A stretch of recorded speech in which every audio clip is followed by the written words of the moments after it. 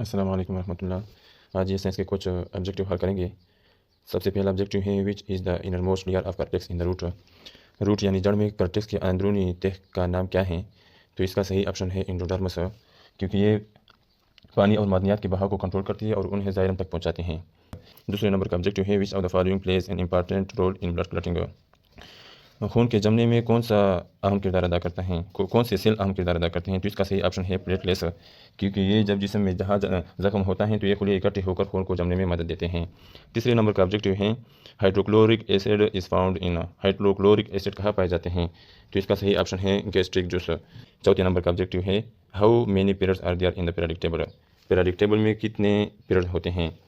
तो ये जदीद दौर के पीरियडिक टेबल में 7 पीरियड होते हैं जो एनर्जी लेवल की बुनियाद पर बनाए गए हैं। पाँचवें नंबर का ऑब्जेक्टिव है what are the product when electric current is passed through water.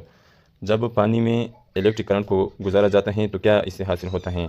तो इससे हाइड्रोजन और ऑक्सीजन हासिल होते हैं। डी का ऑप्शन है, क्योंकि वाटर H2O इसका फार्मूला है और H2O हाइड्रोजन और ऑक्सीजन अलग अलग हो जाते हैं इस प्रोसेस की वजह से।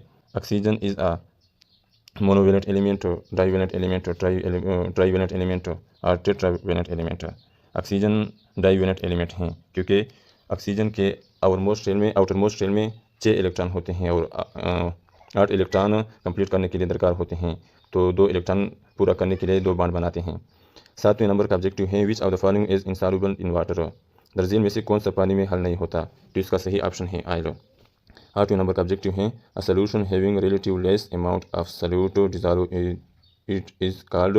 ऐसा सोल्यूशन जिसमें सॉल्यूट की मिकदार कम हो तो इसको डाइल्यूट सोल्यूशन कहा जाता है। 9 नंबर का ऑब्जेक्टिव है मॉलिक्यूल कंसिस्ट ऑफ 2 और मोर। मॉलिक्यूल 2 या 2 से ज़्यादा कौन सी चीज़ों पर मुश्तमिल होता है? तो इसका सही ऑप्शन है एटम्स। जब 2 या 2 से ज़्यादा एटम्स इकट्ठे होते हैं, केमियाई तौर पर इकट्ठे होते हैं, तो इससे मॉलिक्यूल बनता है। 10वें नंबर का ऑब्जेक्टिव है what is called the earth pole in on the object.